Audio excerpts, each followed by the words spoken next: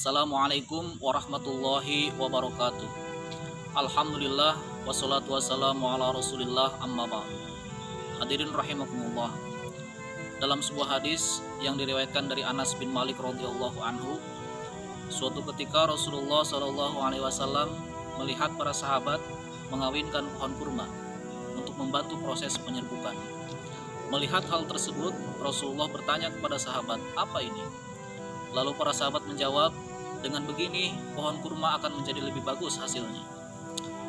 Lalu Rasulullah mengatakan, tanpa dilakukan yang demikian pun pohon kurma tetap akan bagus hasilnya. Mendengar Rasulullah SAW mengatakan yang demikian, para sahabat mulai saat itu tidak lagi mengawinkan pohon kurma dan membiarkan proses penyerbukan secara alami. Namun ketika hasil panen didapatkan, ternyata kurma yang dihasilkan jelek. Melihat hasil panen kurma jelek, Rasulullah SAW bertanya kepada para sahabat, "Kenapa hasil kurma menjadi jelek?" Maka para sahabat menjawab, "Wahai Rasulullah, dulu engkau mengatakan kepada kami begini dan begitu." Dalam artian Rasulullah SAW dulu mengatakan untuk membiarkan proses penyerbukan terjadi secara alami. Rasulullah dengan segala kepintaran, kepandaian, dan ketawaduan beliau mengatakan, "Antum a'lamu bi amri dunyakum." Kalian lebih paham soal urusan dunia kalian. Hadirin rahimakumullah. Rasulullah SAW melalui kisah tadi memberikan keteladanan dan pelajaran yang sangat penting bagi umat Islam kapanpun dan dimanapun.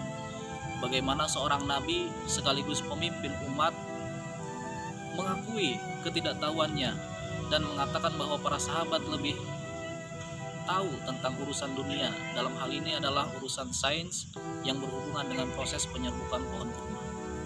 Kalau kita tarik pelajaran dari kisah tersebut sebagai kacamata melihat fenomena wabah virus corona saat ini, maka kita harus menyerahkan tentang keadaan kita saat ini kepada para ilmuwan yang lebih paham dengan keadaan dan dampak yang dihasilkan oleh virus corona. Terutama sekali melihat fenomena yang sangat heboh saat ini adalah tentang adanya anjuran untuk tidak melaksanakan sholat Jumat dan sholat berjamaah di masjid. Setidaknya ada dua pendapat. Anjuran yang pertama datang dari para saintis mengatakan bahwa untuk tidak melaksanakan sholat Jumat dan sholat berjamaah di masjid supaya menghindari dampak penyebaran virus corona lebih meluas. Kemudian ada pendapat kedua yang mengatakan dari beberapa tokoh agama bahwa sholat di masjid tetap dilaksanakan karena kita tidak boleh takut kepada virus, kita hanya boleh takut kepada Allah Subhanahu wa Ta'ala. Mungkin terdengar benar ya, tetapi menurut hemat kami kita lebih baik memilih pendapat yang pertama yang disampaikan oleh para ilmuwan yang lebih paham tentang ilmu medis, lebih paham tentang ilmu virus dan lain sebagainya. Dan juga hal itu sudah terafirmasi melalui fatwa Majelis Ulama Indonesia yang di dalamnya bertumpur para ulama.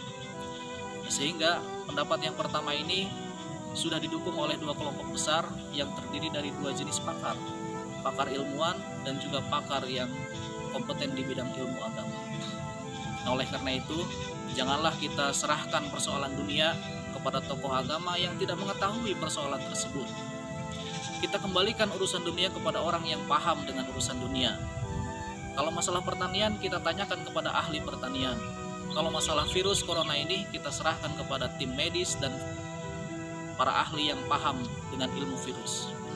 Nah, mudah-mudahan dengan Ramadan ini kita menjalankan agama bukan hanya dengan rasa, tapi juga kita harus menggunakan akal melalui ilmu pengetahuan. Mudah-mudahan bermanfaat. Assalamualaikum warahmatullahi wabarakatuh.